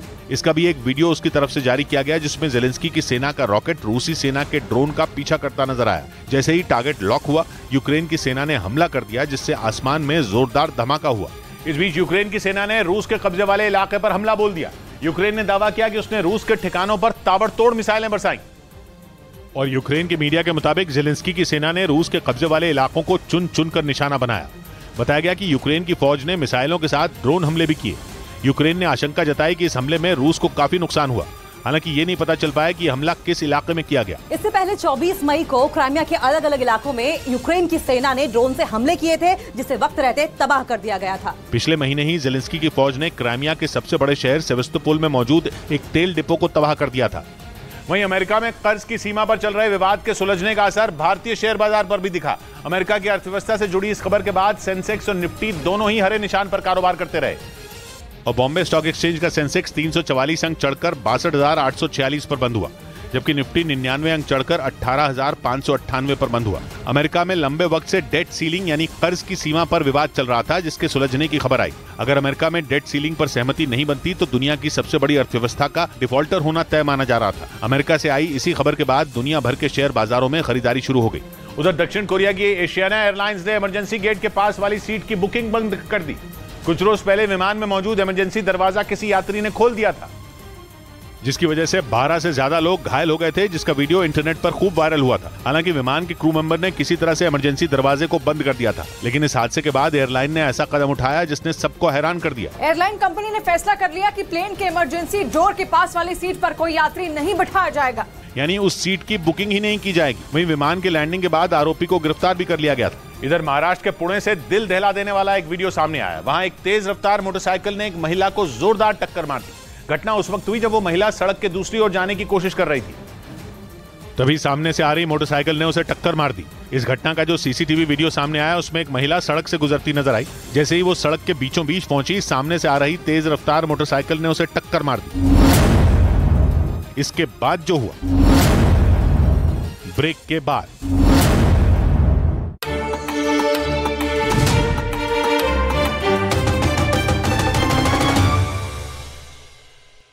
उत्तर प्रदेश के बुलंदशहर चला गया था, जिसके बाद दिल्ली पुलिस की एक टीम फौरन बुलंदशहर के लिए रवाना हो गई। तो उसको आज बुलंदशहर से डिटेन कर लिया गया है। पुलिस के मुताबिक आरोपी साहिल लड़की का पड़ोसी था और वो इलाके में एसी और फ्रिज ठीक करने का काम करता था। वहीं दिल्ली पुलिस के सूत्रों के मुताबिक सड़क पर नाबालिग लड़की की हत्या की लव जिहाद के एंगल से भी जांच की जाएगी। यही नहीं, दिल्ली पुलिस आरोपी साहिल की क्रिमिनल हिस्ट्री भी खंगाल रही है और ये पता लगाने में जुटी है कि नाबालिग लड़की की हत्या के पीछे का मकसद कुछ और तो नहीं है, क्योंकि आरोपी साहिल मुस्लिम समुदाय से आता है जबकि लड़की हिंदू समुदाय से। इसी वजह से इस हत्याकांड को लव जिहाद से जोड़कर देखा जा रहा है। विश्व हिंदू परिषद के नेता विनोद बंसल ने इस घटना में लव जिहाद की आशंका जताते हुए दिल्ली सरकार पर निशाना साध दिया। हिंदू समाज आखिरकार इन जिहादियों का शिकार कब तक होता रहेगा? यही नहीं, दिल्ली बीजेपी के अध्यक्ष वीरेंद्र सचदेवा ने भी आरोपी साहिल के हाथ पर बंधे लाल कलावे का जिक्र किया। उन्होंने आरोप लगाया कि साहिल लव जिहाद गैंग का सदस्य है और उसने एक साजिश के तहत उस नाबालिग लड़की की हत्या की, क्योंकि हत्या से पहले वो नाबालिग लड़की अपने घर वालों के साथ नहीं रह रही थी, बल्कि वो पिछले कई दिन से अपनी एक दोस्त के घर पर रह रही थी। घर वालों का कहना है कि हत्या से एक रोज पहले ही उनकी उससे बात हुई थी, जिसमें उस नाबालिग लड़की ने अपनी दोस्त के बच्चे का जन्मदिन मनाने के बाद घर लौटने की बात कही थी, लेकिन उससे पहले ही आरोपी साहिल ने उसकी बेरहमी से चाकुओं से गोदकर हत्या कर दी। इंसाफ चाहिए, जो है उसको पूरी जिंदगी की सजा या तो फांसी की सजा हो। वहीं उसकी दोस्त का कहना है कि आरोपी साहिल और नाबालिग लड़की पिछले 4 साल से एक दूसरे को जानते थे और कुछ दिन पहले दोनों की किसी बात को लेकर लड़ाई हुई थी। इसके बाद इसने मुझे बताया था कि दीदी साहिल नाम के लड़के से मेरी दोस्ती है। हालांकि घर वालों का कहना है कि आरोपी साहिल को उनकी बेटी जानती थी या नहीं, इसकी जानकारी उन्हें नहीं थी, लेकिन अब घर वाले आरोपी के लिए फांसी की मांग कर रहे हैं। ब्रेकिंग न्यूज आ रही है, ईरान और तालिबान के बीच जंग छिड़ गई है। ईरान की सेना और तालिबान के लड़ाकों के बीच जोरदार लड़ाई शुरू हो गई है। ईरान से लगी अफगानिस्तान की सीमा पर दोनों तरफ से जमकर गोलीबारी हुई, जिसका मतलब यह है कि रूस और यूक्रेन युद्ध के बीच ही 2 और देशों में भीषण जंग की शुरुआत हो गई, क्योंकि तालिबान ने ईरान के खिलाफ युद्ध का बुगुल फूंक दिया। उन्होंने भारी संख्या में हथियार और गोला बारूद के साथ अपने लड़ाकों को ईरान की सीमा पर भेज दिया है। तालिबान ने खुलकर ईरान को चेतावनी दे दी कि वो जब चाहेंगे उसकी राजधानी तेहरान पर कब्जा जमा लेंगे, और इसीलिए तालिबान ने टैंक समेत बड़ी संख्या में हथियार और अपने लड़ाकों को ईरान की सीमा की तरफ रवाना कर दिया। दोनों के बीच पिछले कुछ वक्त से हेलमंद नदी के पानी को लेकर तनाव चरम पर है। अफगानिस्तान से ईरान जाने वाली हेलमंद नदी का कुछ पानी एक संधि के तहत ईरान को देना होता है, लेकिन तालिबान ईरान को पानी नहीं दे रहे, और इसी वजह से दोनों के बीच तनाव इतना बढ़ गया कि बात युद्ध तक जा पहुंची। और तालिबान की तैयारियां देखकर तो यही लग रहा है कि मानो वो ईरान पर हमला बोलने जा रहे हैं। इसके साथ ही उन्होंने चेतावनी दी कि वो किसी भी वक्त तेहरान पर कब्जा जमा सकते हैं। इस बीच अफगानिस्तान से एक वीडियो भी सामने आया है, जिसमें बड़ी संख्या में टैंक और बख्तरबंद गाड़ियां एक इलाके से गुजरती नजर आईं। बताया गया कि तालिबान ने ये हथियार और अपने लड़ाके ईरान से लगी सीमा पर भेजे। अफगानिस्तान ईरान के साथ 900 किलोमीटर से ज्यादा की सीमा साझा करता है और तालिबान के लड़ाकों ने इसी सीमा के एक इलाके में ईरान के खिलाफ मोर्चा खोल दिया। ब्रेकिंग न्यूज आ रही है, दिल्ली में हुई नाबालिग लड़की की हत्या से जुड़ी, वहां रोहिणी के शाहबाद देरी इलाके में हुए इस हत्याकांड से पहले का एक नया सीसीटीवी वीडियो सामने आया, जिसमें आरोपी साहिल अपने एक दोस्त के साथ बातचीत करता दिख रहा है, लेकिन थोड़ी देर बाद उसका दोस्त वहां से चला गया। यह वीडियो 28 मई की रात 8:44 का बताया गया। इसके कुछ देर बाद ही आरोपी साहिल ने नाबालिग लड़की पर चाकू से हमला कर दिया था। यही नहीं, चाकू से मारने के बाद आरोपी ने उसे पत्थरों से भी कुचला था। मतलब आरोपी साहिल ने दरिंदगी की सारी हदें पार कर दी थी। हत्याकांड को देखकर लोगों की रूह तक कांप गई। हालांकि दिल्ली पुलिस ने आरोपी को यूपी के बुलंदशहर से गिरफ्तार कर लिया, लेकिन जिस तरह से उसने बीच सड़क पर नाबालिग लड़की की बेरहमी से हत्या की, उसे देखकर पूरी दिल्ली में सनसनी फैल गई। आरोपी साहिल ने इस वारदात को उस वक्त अंजाम दिया जब वो लड़की अपनी एक सहेली के बेटे का बर्थडे मनाने उसके घर जा रही थी, और तभी रास्ते में आरोपी ने उस पर हमला कर दिया। दिल्ली के शाहबाद डेरी इलाके में अंजाम दी गई इस वारदात का एक सीसीटीवी वीडियो भी सामने आया, जिसमें नीली टी शर्ट पहना आरोपी साहिल सड़क किनारे 16 साल की उस लड़की पर ताबड़तोड़ चाकू चलाता नजर आया। आरोपी साहिल ने उसके गले, सिर और सीने पर कई वार किए, जिससे वो लड़की वहीं धराशायी हो गई। लेकिन इसके बाद भी वो रुका नहीं, बल्कि वो लगातार उसे चाकुओं से गोदता रहा। चाकू से हमले के बाद आरोपी उसे लातों से मारने लगा, लेकिन दरिंदगी की इंतहा तब हो गई जब उसने पत्थर से लड़की को कुचलना शुरू कर दिया। वीडियो में दिखा कि उसने एक नहीं बल्कि कई बार उस पर पत्थर से वार किए। लेकिन सड़क पर सरेआम नाबालिग लड़की की हत्या देखने के बावजूद किसी ने आरोपी को रोकने की कोशिश नहीं की और वो तब तक हमला करता रहा जब तक लड़की ने दम नहीं तोड़ दिया। हैरानी की बात यह है कि जब आरोपी साहिल ने लड़की की हत्या की उस दौरान वहां कई लोग मौजूद थे, लेकिन किसी ने भी उसे पकड़ने की हिम्मत नहीं दिखाई, बल्कि सारे लोग दूर खड़े होकर सिर्फ नाबालिग लड़की की हत्या का तमाशा देखते रहे। दिल दहला देने वाली इस घटना का जो सीसीटीवी वीडियो सामने आया उसमें कई लोग सड़क से जाते नजर आए। इस दौरान आरोपी उस लड़की पर लगातार चाकू चलाता रहा, लेकिन वहां मौजूद एक भी शख्स उसे बचाने आगे नहीं आया। गलत है कि बचाने नहीं आया, बचाना तो जरूर चाहिए। अगर बचाते तो कम से कम लड़की बच चुकी होती है। हालांकि एक आदमी ने आरोपी को रोकने की कोशिश की, लेकिन वो भी डर के मारे वहां से भाग खड़ा हुआ। वीडियो में दिखा कि आरोपी साहिल सड़क किनारे उस लड़की को लगातार चाकू मारता रहा और लोग बिना कुछ किए वहां से निकलते रहे। इस दौरान कुछ लोग वहां रुके भी, लेकिन किसी ने भी आरोपी को पकड़ने या फिर लड़की को बचाने की कोशिश नहीं की। और पुलिस के मुताबिक आरोपी साहिल नाबालिग लड़की का पड़ोसी है और दोनों लंबे समय से एक दूसरे को जानते थे, लेकिन कुछ रोज पहले ही किसी बात को लेकर उनका झगड़ा हो गया था, जिसकी वजह से आरोपी साहिल उससे नाराज था। पुलिस के मुताबिक झगड़े की वजह से उस नाबालिग लड़की ने पिछले कुछ दिनों से आरोपी के साथ बातचीत बंद कर दी थी, जबकि आरोपी उसे मनाने में जुटा था, लेकिन लाख मनाने के बाद भी वो उससे बात करने के लिए तैयार नहीं थी। इसी वजह से आरोपी साहिल उससे बुरी तरह चिढ़ा हुआ था और शायद बात करना बंद कर दिया, जो इस तरह की बात होती है, और उसके बाद उसने इस चीज को अंजाम दिया है। पुलिस का कहना है कि पिछले कुछ दिनों से आरोपी लड़की से बदला लेने की फिराक में था। उसे मौका तब मिला जब वो लड़की अपने एक दोस्त के घर जाने के लिए रात करीब 8:30 बजे घर से निकली। तभी रास्ते में आरोपी ने उसे पकड़ लिया और फिर उसकी बेरहमी से हत्या कर दी। यही नहीं, वारदात को अंजाम देकर वो वहां से फरार भी हो गया, जिसके बाद शाहबाद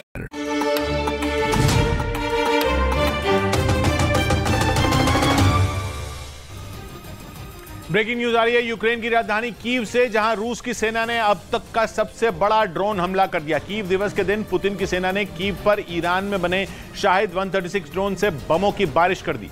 रूस ने कीव के अलग अलग इलाकों में ड्रोन से बमबारी की, जिससे वहां भारी तबाही मच गई। यूक्रेन की सेना ने दावा किया कि रूस की तरफ से किया गया ये अब तक का सबसे खतरनाक ड्रोन हमला था। कीव पर हुए हमले को इस महीने की शुरुआत में रूस के राष्ट्रपति भवन पर हुए ड्रोन हमले के बदले के तौर पर देखा जा रहा है, क्योंकि पुतिन की सेना ने यूक्रेन पर ड्रोन हमले के लिए राजधानी कीव के स्थापना दिवस को चुना। ठीक वैसे ही जैसे 9 मई को रूस के विक्ट्री डे से पहले क्रेमलिन पर ड्रोन हमला हुआ था। हर साल 28 मई को यूक्रेन की राजधानी कीव का स्थापना दिवस मनाया जाता है और इस साल भी वहां उसी की तैयारियां चल रही थी, लेकिन तभी पुतिन की फौज ने हमला कर दिया और वहां खतरनाक ड्रोन की बारिश कर दी। यूक्रेन की सेना ने दावा किया कि रूस ने ईरान में बने शाहिद ड्रोन से कीव पर हमला बोल दिया। पुतिन की सेना ने 5 घंटों तक लगातार कीव के अलग अलग हिस्सों पर ड्रोन बरसाए। यूक्रेन का दावा है कि रूस ने एक साथ इतने ड्रोन गिराए कि पहले कभी नहीं गिराए थे। मतलब ये कि 15 महीनों से जारी युद्ध के दौरान रूस का ये अब तक का सबसे भयानक ड्रोन हमला था। इस हमले के दौरान रूस का एक ड्रोन एक 7 मंजिला इमारत पर गिरा, जिसके बाद वहां आग लग गई, जिससे 41 साल के एक आदमी की मौत हो गई, जबकि एक महिला को गंभीर हालत में अस्पताल में भर्ती कराया गया। हालांकि यूक्रेन की सेना ने दावा किया कि रूस की तरफ से दागे गए 40 से ज्यादा ड्रोन को उनकी सेना ने एयर डिफेंस सिस्टम पेट्रियट से इंटरसेप्ट करके मार गिराया।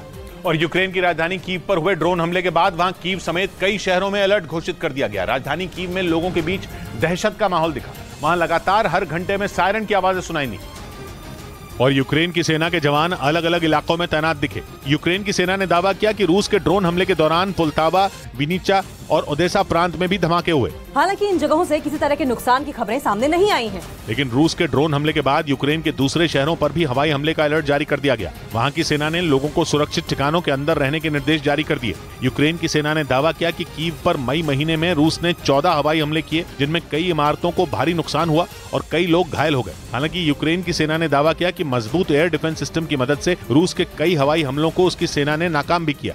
इधर महाराष्ट्र के पुणे से दिल दहला देने वाला एक वीडियो सामने आया। वहां एक तेज रफ्तार मोटरसाइकिल ने एक महिला को जोरदार टक्कर मार दी। घटना उस वक्त हुई जब वो महिला सड़क के दूसरी ओर जाने की कोशिश कर रही थी, तभी सामने से आ रही मोटरसाइकिल ने उसे टक्कर मार दी। इस घटना का जो सीसीटीवी वीडियो सामने आया उसमें एक महिला सड़क से गुजरती नजर आई। जैसे ही वो सड़क के बीचों बीच पहुंची, सामने से आ रही तेज रफ्तार मोटरसाइकिल ने उसे टक्कर मार दी। टक्कर इतनी जोरदार थी कि वो महिला उछलकर काफी दूर जा गिरी। इस घटना से हड़कंप मच गया। देखते ही देखते वहां लोगों की भीड़ इकट्ठा हो गई। इस हादसे में वो महिला बुरी तरह घायल हो गई, जिसे अस्पताल में भर्ती कराया गया, जहां इलाज के दौरान उसकी मौत हो गई। पुलिस ने आरोपी के खिलाफ केस दर्ज कर उसे गिरफ्तार कर लिया। इस बीच इटली के अरोना इलाके में लोगों से भरी एक नाव झील में पलट गई, जिसकी वजह से 4 लोगों की मौत हो गई, जबकि कई लोग लापता हो गए। जानकारी के मुताबिक हादसे के वक्त उसमें 25 लोग सवार थे, जो नाव पर बर्थडे पार्टी मना रहे थे।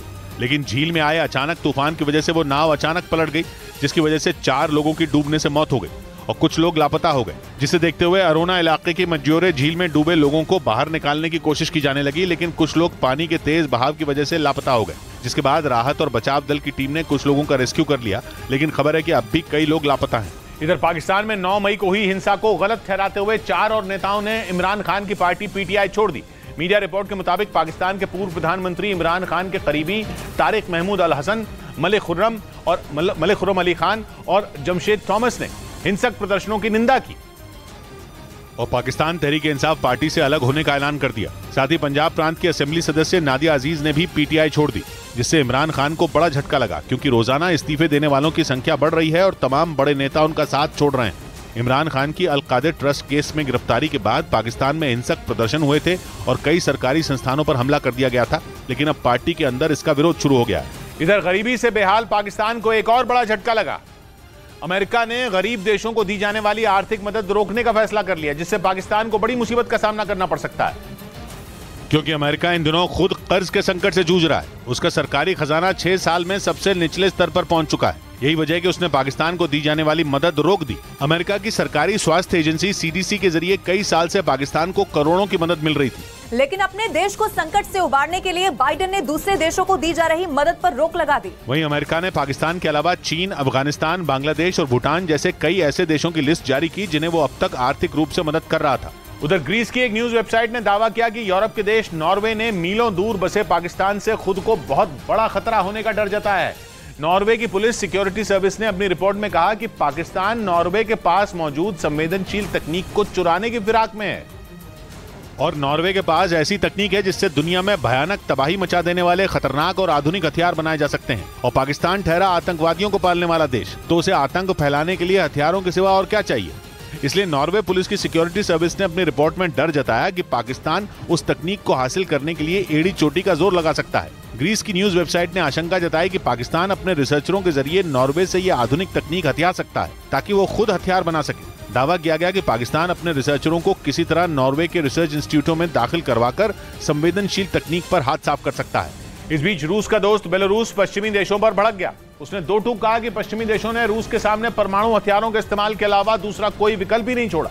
यूक्रेन जंग के बीच पुतिन ने बेलारूस में परमाणु हथियारों को तैनात करना शुरू कर दिया, जिसका पश्चिम के देशों ने विरोध किया। बेलारूस को रूस का सबसे बड़ा समर्थक माना जाता है। उसने 2022 में जब यूक्रेन के साथ युद्ध शुरू हुआ था, तब भी युद्ध के लिए रूस को अपने देश की जमीन इस्तेमाल करने की इजाजत दी थी, जिसके बाद पश्चिम के देशों ने रूस के साथ ही उस पर भी कई प्रतिबंध लगा दिए थे।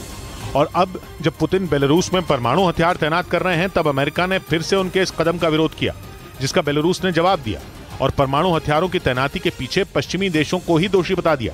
उधर कनाडा के जंगलों में लगी भीषण आग ने भारी तबाही मचाई। बीते कई दिनों से आग पर काबू करने की कोशिश जारी है, लेकिन जंगल में धधकती आग को अब तक बुझाया नहीं जा सका, क्योंकि हवा की वजह से आग बेहद तेजी से फैल गई, जिसने देखते ही देखते जंगल के एक बहुत बड़े हिस्से को अपनी चपेट में ले लिया। विमान से बनाया गया एक वीडियो में कई एकड़ में फैला जंगल आग की लपटों में घिरा दिखाई दिया, जिसकी वजह से दूर तक दिखना भी मुश्किल हो गया। वहाँ दम घोंट देने वाले काले धुएं की वजह से हवा में प्रदूषण का स्तर भी काफी बढ़ गया। पिछले कई दिनों से कनाडा के नोवा स्कोशिया के जंगलों में आग लगी है, जिसे बुझाने के लिए कई बचाव कर्मियों को तैनात किया गया ताकि आग पर जल्द से जल्द काबू पाया जा सके। इससे पहले कनाडा के अल्बर्टा इलाके में भी ऐसे ही आग लगी थी। इधर राजस्थान के सीकर जिले में बैठक के दौरान कांग्रेस के दो नेता आपस में भिड़ गए। दोनों के बीच हुई बहस का वीडियो सोशल मीडिया पर वायरल हो गया, जिसमें प्रदेश कांग्रेस कमेटी के अध्यक्ष गोविंद सिंह डोटासरा और कांग्रेस विधायक राजेंद्र परीख के बीच तीखी बहस होती दिखी। सीकर कलेक्ट्रेट में चल रही बैठक के दौरान दोनों नेताओं को प्रभारी मंत्री शकुंतला रावत दूर करती नजर आई, लेकिन दोनों नेता आपस में उलझते रहे। वहीं कांग्रेस नेताओं के झगड़े के इस वीडियो पर बीजेपी ने तंज कस दिया। लड़ाई छिड़ी हुई है पूरे कांग्रेस के अंदर। ये शर्म की बात है पूरे हिंदुस्तान के लिए, राजस्थान के लिए खास तौर से। असल में जल भराव के मुद्दे पर दोनों में विवाद शुरू हुआ। दोनों ने एक दूसरे पर आरोप लगाए। इधर कर्नाटक के मैसूरू में एक बस और कार की टक्कर में 10 लोगों की मौत हो गई, जबकि इस हादसे में कई लोग बुरी तरह घायल हो गए, जिनमें कई लोगों की हालत गंभीर बताई गई। यह हादसा इतना भयानक था कि बस से टक्कर के बाद कार के परखचे उड़ गए, जबकि बस के आगे का हिस्सा पूरी तरह तबाह हो गया। इस हादसे के बाद वहां भारी संख्या में लोग पहुंच गए, जिसकी वजह से सड़क पर जैम लग गया। घटना की जानकारी मिलने के बाद पुलिस के कई जवान एम्बुलेंस के साथ वहां पहुंच गए, जिसके बाद घायलों को एम्बुलेंस से अस्पताल ले जाया गया। पुलिस के मुताबिक उस कार में सवार सभी 10 लोगों की जान चली गई। उधर महाराष्ट्र के सांगली में यात्रियों से भरी बस रस्सी के सहारे 40 किलोमीटर चलती रही। इस दौरान उसमें बैठे मुसाफिरों की सांसें 3 घंटे तक अटकी रहीं, जिसका एक वीडियो भी सामने आया, जिसमें एक महिला रस्सी पकड़े दिखाई दी। वो रस्सी बस के एक्सेलरेटर में बंधी थी, जिसे महिला खींचती नजर आई। बस का ड्राइवर भी स्टीयरिंग पकड़े दिखाई दिया। जानकारी मिली कि बस को रस्सी से करीब 40 किलोमीटर तक खींचा गया, क्योंकि बस का एक्सेलरेटर खराब हो गया था, जिसे ठीक कराने के बजाय ड्राइवर ने उसमें रस्सी बांधकर उसका कंट्रोल महिला कंडक्टर के हाथ में दे दिया और 40 किलोमीटर तक बस ऐसे ही चलती रही। इस दौरान बस में कई बुजुर्ग यात्री भी बैठे थे, जिनके चेहरे की हवाइयां उड़ गईं और करीब 3 घंटे तक यात्रियों की सांसें अटकी रहीं। इस बीच दावा किया गया कि भारत को जल्द ही तैरता हुआ न्यूक्लियर पावर प्लांट मिल सकता है, क्योंकि रूस इसकी तकनीक भारत के साथ साझा कर सकता है। लेकिन ऐसा तभी होगा जब भारत की डील रूस की कंपनी रोसातम से हो जाए, जिसके बाद भारत के पास तैरता हुआ न्यूक्लियर पावर प्लांट होगा। ये तभी होगा जब भारत और रूस की कंपनी रोसातम की डील हो जाए, जिसका रास्ता साफ होता दिखा, क्योंकि रूस ने अपने तैरने वाले न्यूक्लियर पावर प्लांट को भारत समेत मित्र देशों को ऑफर किया है। रूस की सरकारी कंपनी रोसातम इससे जुड़ी तकनीक भारत समेत दूसरे मित्र देशों के साथ साझा करना चाहती है और डील होते ही भारत का फायदा हो जाएगा, क्योंकि इससे दूर दराज के द्वीपों में 24 घंटे बिजली की सप्लाई की जा सकेगी, क्योंकि इस पावर प्लांट में बिजली बनाने के लिए 2 बड़े न्यूक्लियर रिएक्टर लगाए गए हैं, जिनकी क्षमता इतनी है कि 2 लाख आबादी वाले शहर के लिए बिजली पैदा हो जाएगी। रूस के तैरने वाले न्यूक्लियर पावर प्लांट का नाम अकादमिक लोमोनोसोव परमाणु प्लांट है, जिसे 2019 में लॉन्च किया गया था। उधर पश्चिमी मीडिया ने दावा किया कि रूस के राष्ट्रपति पुतिन से मुलाकात के बाद बेलारूस के राष्ट्रपति लुकाशेंको की तबीयत बिगड़ गई, जिसके बाद उन्हें तुरंत मॉस्को के एक अस्पताल में भर्ती करा दिया गया, जहां उनकी हालत गंभीर बनी हुई है। अलेक्जेंडर लुकाशेंको के बीमार होने और मॉस्को के अस्पताल में भर्ती कराए जाने की खबर मिलते ही बेलारूस में हड़कंप मच गया। बेलारूस में विपक्षी नेताओं ने तो लुकाशेंको को जहर दिए जाने की आशंका जता दी। असल में बेलारूस के राष्ट्रपति अलेक्जेंडर लुकाशेंको ने मॉस्को पहुंचकर रूस के राष्ट्रपति पुतिन से मुलाकात की थी, लेकिन इस मुलाकात के तुरंत बाद ही उनकी तबीयत बिगड़ गई और उन्हें मॉस्को के एक अस्पताल में भर्ती कराना पड़ा, जहां डॉक्टरों की एक टीम लगातार उनकी देखरेख में जुटी है। लेकिन बेलारूस में विपक्ष के नेताओं का आरोप है कि रूस की तरफ से लुकाशेंको को बचाने का प्रयास महज एक प्लान है, ताकि किसी को शक न हो कि उन्हें मॉस्को में ही जहर दे दिया गया। हालांकि अलेक्जेंडर लुकाशेंको को पुतिन के सबसे करीबी नेताओं में गिना जाता है। इधर दिल्ली की तिहाड़ जेल में कैदियों के बीच एक बार फिर खूनी झड़प हो गई। पुलिस सूत्रों से मिली जानकारी के मुताबिक कैदियों के 2 अलग-अलग गुटों में किसी बात को लेकर विवाद हुआ, जिसके बाद दोनों गुटों में चाकूबाजी हो गई, जिसमें 2 कैदी गंभीर रूप से घायल हो गए, जिन्हें अस्पताल में भर्ती कराना पड़ा। पुलिस सूत्रों से मिली जानकारी के मुताबिक तिहाड़ की जेल नंबर 1 में कुछ कैदियों ने राहुल उर्फ पवन नाम के कैदी पर चाकू और टूटी हुई टाइल से ताबड़तोड़ हमला कर दिया, जिसमें वो बुरी तरह घायल हो गया। पुलिस सूत्रों के मुताबिक हमलावरों में शामिल कैदी आलोक ने घटना के बाद खुद को घायल कर लिया। जेल कर्मियों ने तुरंत दोनों को अलग किया और अस्पताल भेजा। इससे पहले 2 मई को गैंगस्टर टिल्लू ताजपुरिया की मौत तिहाड़ में जेल में ही हुए जानलेवा हमले के बाद हुई थी। जेल में बंद गोगी गैंग के गुर्गों पर टिल्लू ताजपुरिया की हत्या का आरोप लगा था। उधर झारखंड के धनबाद में रेलवे लाइन पर पोल लगाने के दौरान एक बड़ा हादसा हो गया, जिसमें 6 मजदूरों की मौत हो गई। बताया गया कि खंभा लगाने के दौरान मजदूर करंट की चपेट में आ गए और देखते ही देखते वहां 6 मजदूर बुरी तरह झुलस गए, जिसके बाद वहां अफरा तफरी मच गई और रेलवे ट्रैक पर भारी भीड़ जमा हो गई। बताया गया कि हादसा उस वक्त हुआ जब मजदूर वहां एक खंभा लगा रहे थे। हादसे के बाद वहां मौजूद दूसरे मजदूरों ने नाराजगी जताते हुए रेलवे पर लापरवाही का आरोप लगा दिया। ये हेलमेट चाहिए, जैकेट चाहिए, किसी प्रकार का सुरक्षा का चीज आप लोगों ने दिया नहीं मिला है। वहीं हादसे की जानकारी मिलते ही पुलिस और रेलवे के बड़े अधिकारी मौके पर पहुंचे और मामले की जांच में जुट गए। साइड से जिसकी डेथ हो गई उसकी लापरवाही समझ में आ रही है, क्योंकि पूरा मालूम चलेगा क्या सिस्टम इंप्रूवमेंट करना, क्या गड़बड़ हुई। इस हादसे के बाद ट्रेनों की आवाजाही पर भी असर पड़ा और कई ट्रेनों को रोक दिया गया। इस बीच चीन को झटका देते हुए भारत पड़ोसी देश नेपाल में दूसरे हाइड्रो पावर प्रोजेक्ट पर काम शुरू करेगा। नेपाल के प्रधानमंत्री पुष्पकमल दहल प्रचंड की भारत यात्रा से पहले प्रोजेक्ट को मंजूरी मिल गई, जिसके तहत नेपाल सरकार ने भारत सरकार को वहां नई जल विद्युत परियोजना पर काम करने की अनुमति दे दी, जिसका मतलब यह हुआ कि भारत की सरकारी कंपनी नेपाल में जल्द ही एक और जल विद्युत परियोजना पर काम शुरू कर देगी। भारत सरकार की सतलुज जल विद्युत निगम लिमिटेड कंपनी वहां मौजूदा समय में 900 मेगावाट की अरुण जल विद्युत परियोजना विकसित कर रही है, जो पूर्वी नेपाल में अरुण नदी पर बनाई जा रही है और 2024 में पूरी हो जाएगी, जिसके बाद अब 669 मेगावाट के lower Arun hydro power project को डेवलप करने के लिए दोनों देशों के बीच करार हुआ। दावा किया जा रहा है कि ये प्रोजेक्ट नेपाल के आर्थिक विकास में मील का पत्थर साबित होगा। लेकिन भारत नेपाल की बढ़ती नजदीकी से चीन तिलमिला गया, क्योंकि पिछले कुछ सालों से चीन लगातार नेपाल में पैठ बनाने की कोशिश में जुटा था। इधर भारत और बांग्लादेश सीमा पर लगी बाढ़ को हाथियों से खतरा बढ़ गया। असम और मेघालय बॉर्डर पर जंगली हाथियों का बड़ा झुंड घुस आया, जिससे वहां तैनात सुरक्षा बल के जवानों के लिए नई मुसीबत खड़ी हो गई। बॉर्डर पर हाथियों के उत्पात मचाने का एक वीडियो भी सामने आया, जिसमें बड़ी संख्या में जंगली हाथी भारत और बांग्लादेश सीमा पर लगी बाढ़ को नुकसान पहुंचाते नजर आए। बताया गया कि बांग्लादेश सीमा पर जंगलों के बाहरी हिस्सों में खेती होती है, लेकिन इन दिनों हाथियों के उत्पात से वहां फसल को काफी नुकसान पहुंचा है। माना जा रहा है कि बांग्लादेश की सीमा से लगे इन इलाकों में बड़े पैमाने पर हाथियों को खदेड़ा गया, जिसके बाद वो भारत की सीमा में घुस आए, जिसे अब वहां रहने वाले लोगों के लिए मुश्किलें बढ़ गईं। वहीं दोनों देशों के अधिकारियों के लिए भी इससे निपटना मुश्किल हो गया। उधर ताइवान ने दावा कर दिया कि चीन ने एक बार फिर उसकी सीमा में लड़ाकू विमान और जंगी जहाजों को भेजकर घुसपैठ की कोशिश की। ताइवान के रक्षा मंत्रालय ने इसकी जानकारी दी और आरोप लगाया कि चीन की सेना के 9 लड़ाकू विमानों को ट्रैक किया गया, जो ताइवान के एयर डिफेंस आइडेंटिफिकेशन जोन यानी उसकी हवाई सीमा में उड़ान भर रहे थे। और यह भी आरोप लगाया कि चीन ने समंदर के रास्ते से भी ताइवान में घुसपैठ की कोशिश की, क्योंकि ताइवान के पास चीनी नौसेना के 3 पानी के जहाज भी देखे गए। चीन की इस चालबाजी के बाद ताइवान ने अपनी सैन्य गतिविधि बढ़ा दी और उस पर नजर रखने के लिए अपने लड़ाकू विमानों, जंगी जहाजों और मिसाइलों को मोर्चे पर तैनात कर दिया। वहीं इस महीने में पहले भी ताइवान चीन पर 313 लड़ाकू विमानों और 134 जहाजों के जरिए घुसपैठ करने का आरोप लगा चुका है। इधर महाराष्ट्र के पुणे से हैरान कर देने वाला एक वीडियो सामने आया। वहां अपनी कार में खरोंच लगने से एक लड़का भड़क गया और उसने वहां खड़ी दूसरी कार का शीशा तोड़ दिया, जिसका वीडियो सोशल मीडिया पर वायरल हो गया, जिसमें वो लड़का उस कार पर चढ़कर उसका शीशा तोड़ता नजर आया। इस घटना का जो वीडियो सामने आया उसमें वो लड़का सड़क के बीचों बीच हंगामा करता दिखा। देखते ही देखते उसका पारा इतना चढ़ गया कि उसने वहां खड़ी उस कार के बोनेट पर जोर से हाथ मारा। उसके बाद वो उस कार के बोनेट पर चढ़ा और घूंसा मारकर उसका शीशा तोड़ दिया, जिसका वीडियो उस कार में बैठे लोगों ने बना लिया। बताया गया कि ट्रैफिक जैम में फंसी उसकी कार में पीछे वाली कार के टकराने से खरोंच लग गई थी, जिससे वो बुरी तरह भड़क गया। हालांकि पुलिस ने हंगामा करने वाले आरोपी के खिलाफ केस दर्ज कर लिया। इस बीच उत्तर प्रदेश के गाजियाबाद से दिल दिला देने वाला एक मामला सामने आया। गाजियाबाद के एक होटल से 2 शव बरामद हुए। बताया गया कि लड़के ने पहले लड़की की गला दबाकर हत्या की और फिर खुद भी सुसाइड कर लिया। और पुलिस जब होटल पहुंची तो कमरा अंदर से बंद था। दरवाजा तोड़कर पुलिस होटल के कमरे में दाखिल हुई तो लड़की का शव बिस्तर पर पड़ा हुआ था।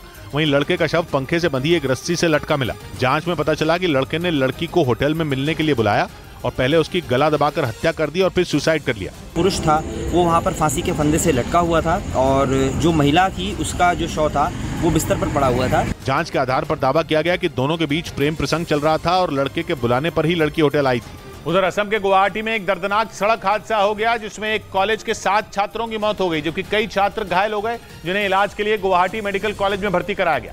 बताया गया कि इंजीनियरिंग कॉलेज के कुछ छात्र एक कार के जरिए गुवाहाटी के पास खानापारा जा रहे थे और इसी दौरान उनकी कार बेकाबू होकर सड़क के किनारे डिवाइडर से टकरा गई, जिसके बाद कार सड़क के दूसरी तरफ से आ रही एक पिकअप वैन से जा टकराई, जिससे कार के परखचे उड़ गए और हादसे में असम इंजीनियरिंग कॉलेज के 7 छात्रों की मौत हो गई।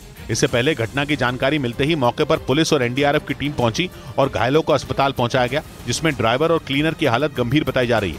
इस बीच घटना पर असम के मुख्यमंत्री ने दुख जताया। इधर उत्तर प्रदेश के इटावा में एक दर्दनाक सड़क हादसे में 2 लोगों की मौत हो गई, जबकि 8 लोगों के घायल होने की खबर सामने आई। हादसा उस वक्त हुआ जब एक तेज रफ्तार ट्रक हाईवे पर खड़ी बस से टकरा गया, जिसके बाद कानपुर आगरा हाईवे पर हड़कंप मच गया और हादसे में घायल लोगों को तुरंत इलाज के लिए अस्पताल पहुंचाया गया। जानकारी मिली कि एक स्लीपर बस हाईवे पर खड़ी थी। इसी दौरान एक तेज रफ्तार ट्रक ने बेकाबू होकर उसे पीछे से टक्कर मार दी। इस दौरान वहां से गुजर रही कुछ दूसरी गाड़ियां भी हादसे का शिकार हो गई। एक ऑटो था जिसमें सवारियां थी, उसमें टक्कर लगी है। एक मोटरसाइकिल पर 2 लोग थे, उसमें टक्कर लगी है। जबकि इस हादसे में 2 लोगों की वहीं मौत हो गई और 8 लोग गंभीर रूप से घायल हो गए।